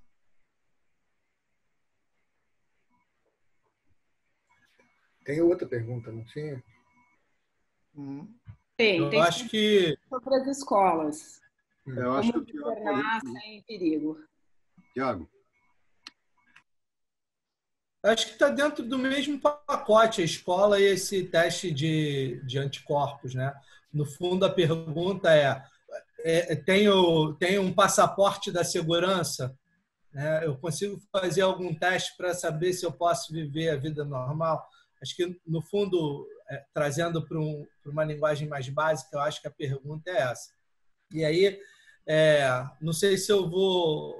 Acho que a minha resposta não vai solucionar o problema, mas eu vou, pelo menos, tentar explicar alguns dos fatores que geram uma angústia da comunidade científica e uma incapacidade de dar uma resposta boa para a população geral. Então, normalmente, o indivíduo que está infectado sem apresentar sintomas, normalmente esse não é um indivíduo transmissor. No caso dessa doença, ele é transmissor. Então, isso é difícil. Como é que você monitora as pessoas sem sintomas que estão liberando o vírus? A outra coisa angustiante é essa. Quem já teve, pode pegar de novo? Não existe a comprovação comprovação inequívoca que aquela pessoa que já teve tem uma memória a ponto de proteção, uma memória protetora contra um novo episódio infeccioso. Então, para vocês terem ideia, quando você toma uma vacina para febre amarela, talvez você possa tomar uma vez na vida, já existe essa discussão. Para tétano, você toma uma vacina a cada 10 anos. Para gripe, você se vacina todo ano. Então, qual é a duração dessa memória após um episódio com a infecção com o novo coronavírus? Lembrando que os testes são testes também novos, como o Morel respondeu na primeira, a primeira questão, e que eles têm 30% de falso negativo, ou seja, você vai realizar o teste, 1/3 daquelas pessoas que de fato tiveram a doença vão aparecer como negativo. Então, qual a validade de fato de você testar em massa sorologia de pessoas se você ainda não tem certeza hoje, nesse dia, pode ser que amanhã o entendimento mude, que as pessoas que já tiveram estão protegidas, não há clareza com relação a isso. Quem já teve, que passa pela gente, pelo nosso grupo de pesquisa, a gente recomenda que mantenha o mesmo critério de prevenção, até porque existe uma chance de uma doença similar ao que acontece na dengue hemorrágica, quando você tem uma prévia resposta mal feita contra um coronavírus. Tem uma exacerbação da infecção no caso de uma nova infecção. Então, existe o problema tanto para proteção quanto para exacerbação da infecção. Certamente são questões que a comunidade científica vai responder de uma maneira inequívoca. Enquanto essas respostas não existem, só tem uma maneira: a prevenção e o cuidado. Mariana, próxima pergunta. Vou fazer agora, Mário, você faz? Tanto faz. Não, faz aí você, porque como você fez o apanhado, pode fazer, fica à vontade. Tem duas coisas interessantes também, diferentes do que a gente já falou. Um mecanismo de prevenção poderia passar pelo reflorestamento, restaurar o equilíbrio ecológico. Talvez vocês pudessem fazer algum comentário sobre essa questão do link, né, entre o meio ambiente e o que está acontecendo. E a outra, como deveria ser um protocolo de ação para prevenir futuros, outros surtos, né, para evitar pandemias dessa proporção? Bom, eu posso começar pela segunda. Aí. Francisco, me devolve o vídeo alguém? O Alexandre?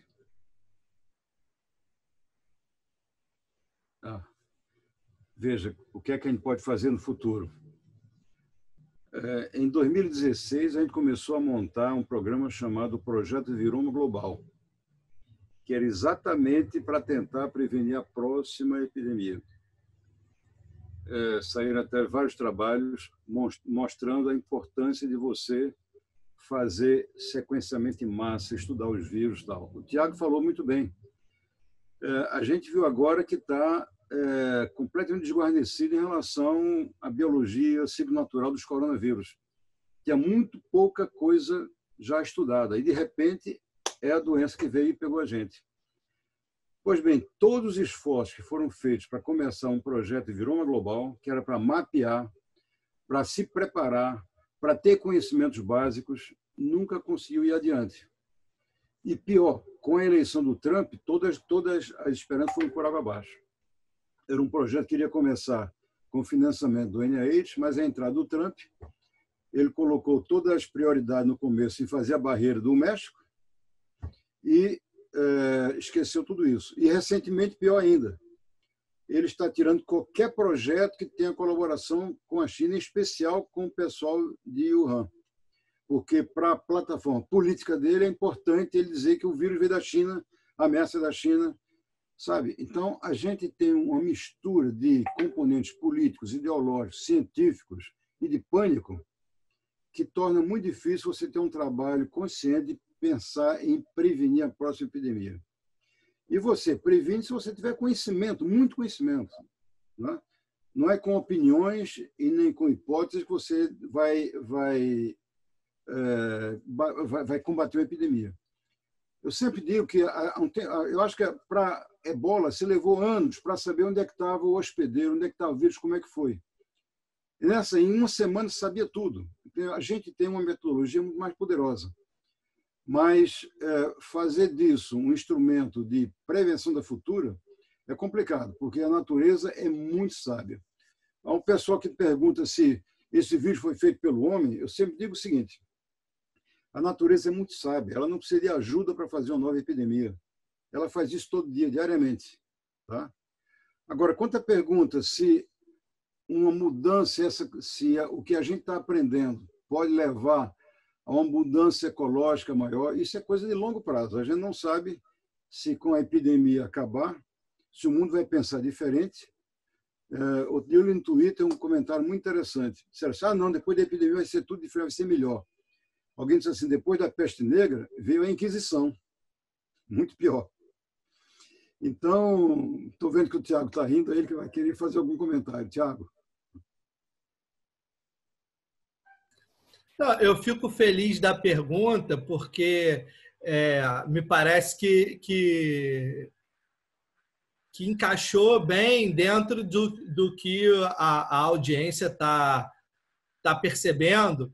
E foi uma explicação que fez tanto sentido na cabeça das pessoas, né, na cabeça da audiência, que surge uma pergunta rebote, que é sobre o melhor equilíbrio ambiental. Essa é uma percepção que eu tenho, é uma percepção que eu acho que a audiência está fazendo, mas não acredito que seja uma percepção ampla e restrita. Então, até certo ponto, eu acho que é uma utopia pensar que a gente vai viver anos de ouro de um melhor equilíbrio agora. Acho que a situação vai gerar uma série de reflexões, desde o ponto de vista, né, da ausência de um parque industrial vívido no Brasil, que é incapaz de, ainda que não tenha diariamente produtos super competitivos como insumos em saúde, que possa ter algum exercício de produção para isso ser escalonável. Acho que a gente tem que repensar, de fato, o consumo e o uso do território, porque, no final das contas, a gente não vai sair da questão ecológica, mas eu não vejo hoje um ambiente no qual a gente possa debater com profundidade e se transformar em, além de debate, a ação, o reequilíbrio do ser humano na Terra a ponto de impedir novos surtos. E, até certo ponto, essa discussão se contradiz com como vamos nos prevenir das próximas situações. Se a gente pensa que, de fato, o restabelecimento do equilíbrio ambiental vai ser útil, né? Em tese, isso por si só já deveria nos prevenir. Mas se a gente está pensando em, ao mesmo tempo, reforçar os sistemas de vigilância para a descoberta de novos vírus, de certo modo, a gente está falando também, olha, é importante restabelecer o equilíbrio ambiental, mas a gente sabe que a gente não vai fazer isso no curto prazo.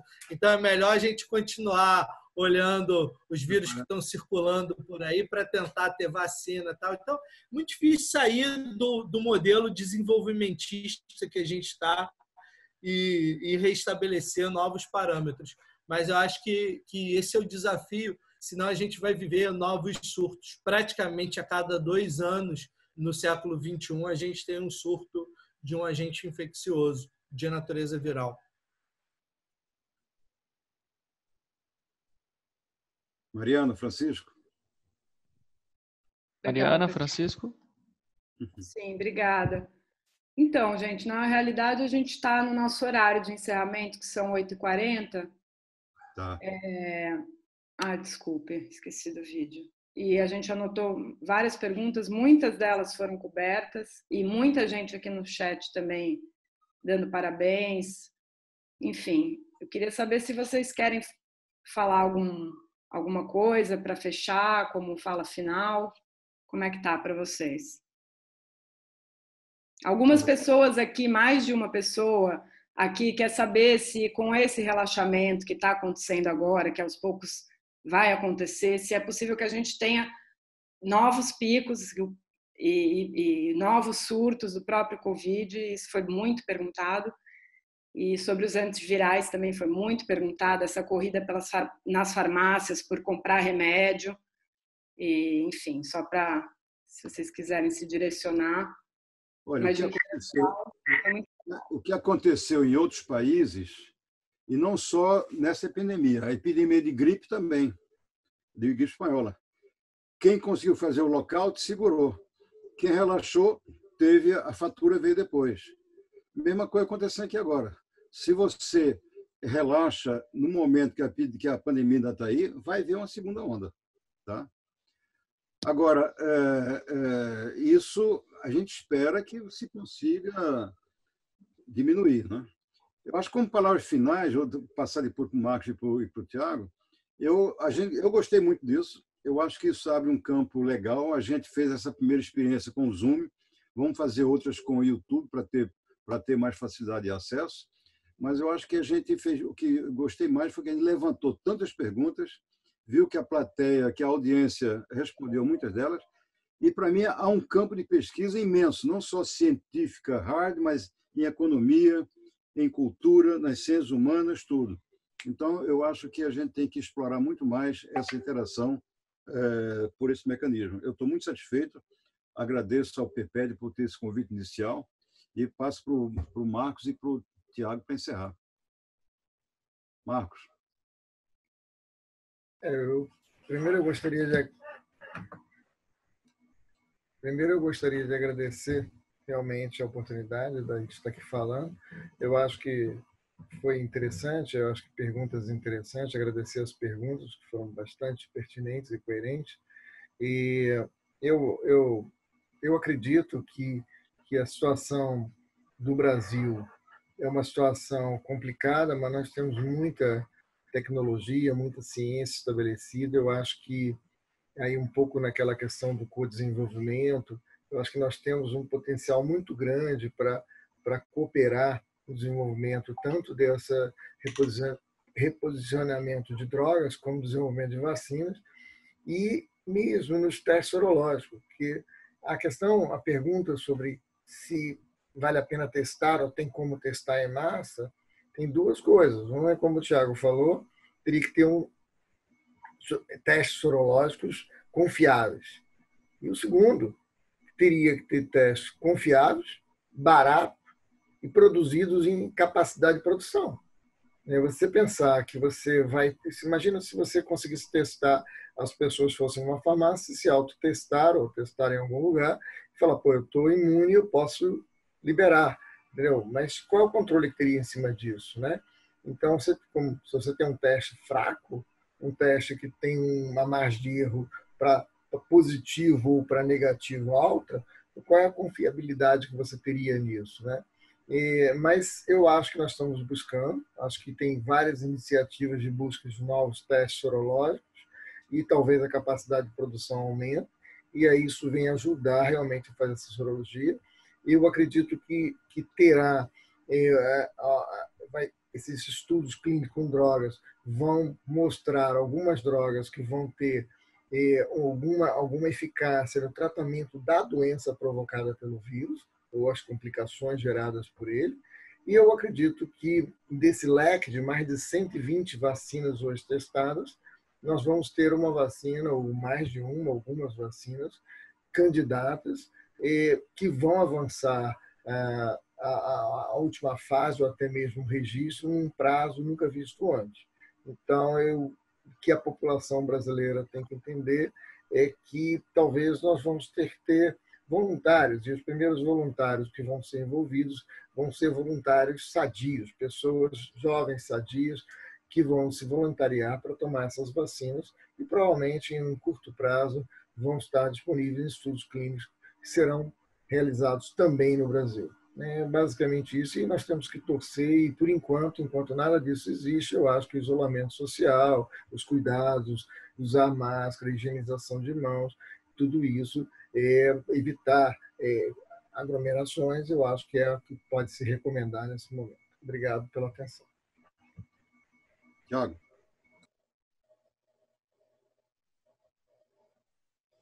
Obrigado novamente pelo convite. Acho que eu não gosto de trabalhar com esse tipo de produto que está disponível em farmácia, que o uso é um uso de curto prazo. Eu prefiro trabalhar com outro tipo de produto, tipo antirretroviral, medicamento para hepatite, que eles são de uso contínuo por longos períodos. E aí, no caso do reposicionamento, se vai utilizar menos esse produto, portanto, a chance de efeitos colaterais também é menor. Eu respeito quem trabalha com esse outro tipo de produto que você encontra na farmácia. Acho que a pesquisa ela é importante, ela não deve selecionar qual molécula baseado nesse tipo de critério, se deve testar e ver quais que são efetivos. A questão especificamente sobre anita e ivermectina é que a gente não tem ainda ensaios clínicos em andamento que possam mostrar que eles funcionam. E também não existe a informação sobre a segurança desses medicamentos nesse tipo de paciente crítico, um paciente com insuficiência respiratória, que provavelmente vai evoluir para uma insuficiência cardiorrespiratória. Então, a chance de efeitos adversos ela existe diferente de quando você está sadio e profilaticamente toma um vermífugo uma vez por ano. Então, eu acho que esse é o cuidado que as pessoas devem tomar. De uma maneira geral, eu fico feliz pelo evento. Eu gosto de ocupar esse espaço conversando não com pessoas que não são especificamente da área de virologia ou de antivirais para divulgar o que a gente faz. E agradeço o Morel pelo convite e aos organizadores mais uma vez. E fico feliz se tiver a oportunidade de responder essas perguntas num outro momento aí mais calmo para vocês, porque é sempre uma forma de educar a população. Obrigado. Francisco, Mariana, agora vem de vocês de completarem. Então, primeiramente, a gente queria agradecer muito, acho que foi muito proveitoso, até para pessoas que não são da área, eu acho que vocês foram muito claros, foi bastante animado o debate, muitas perguntas, eu queria agradecer a audiência que perguntou, e queria aí vender o peixe do nosso seminário, né? Essa parceria com a Fiocruz foi fantástica, a Fiocruz é parceira do nosso integral do nosso programa de pós-graduação lá no UFRJ, Programa de Políticas Públicas e Estratégias de Desenvolvimento. E a gente vai continuar fazendo esse evento com outras temáticas agora, mas todas relacionadas à pandemia, e o próximo vai ser no dia 18, provavelmente, a gente vai estar divulgando nas listas, e peço a vocês que repassem e que compareçam mais uma vez em grande número para debater outras questões relacionadas a políticas públicas em geral e a pandemia. Mariana, você quer completar com alguma coisa? Mariana? Eu posso completar, Francisco? Claro, Alexandre. Fica à vontade. Eu não quero completar, não. Eu quero só agradecer. Agradecer o Alexandre. Eu quero agradecer todo mundo e o Alexandre vai fechar para a gente o debate com algumas informações. Obrigada, pessoal. Foi muito legal. Obrigado, pessoal. Só queria reforçar que o conteúdo do show da palestra foi gravado, ele vai estar disponível na TV do IE e na futura página no Facebook, que vai ser criada para o PPED. E através dessa página a gente vai divulgar tanto os eventos, os seminários, quanto também vai estar disponível todos os seminários que vão acontecendo. Então, se você quiser ver um seminário antigo, vai estar disponível lá em forma de post. Acho que é só isso. Obrigado, Alexandre. Muito obrigado, Alexandre, que é o nosso operador aqui, nosso aluno de doutorado e nosso operador da página, do aplicativo aqui. Ô, Morel, vocês vão divulgar também no canal do CDTS? Vamos. Depois que tiver a gravação pronta, você passa para a gente vai fazer isso, sim. Tá ótimo. Obrigado, hein? Obrigado, Mari. Obrigado, Alexandre. Obrigado, Tiago. Obrigado, Marcos, e a todos. Obrigado, Morel. Então, encerramos.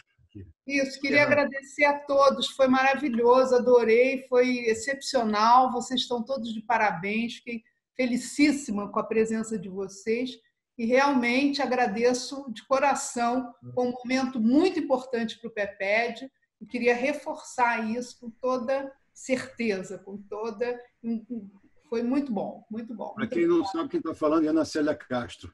Nossa coordenadora. Vice-coordenadora. Fundadora, né? Isso é verdade. Então, é isso aí. Para vocês todos. Muito obrigada. Foi excepcional. Obrigado, boa noite. Um abraço, pessoal. Boa noite. Vou encerrar a sala. Tchau, Até mais. Tchau.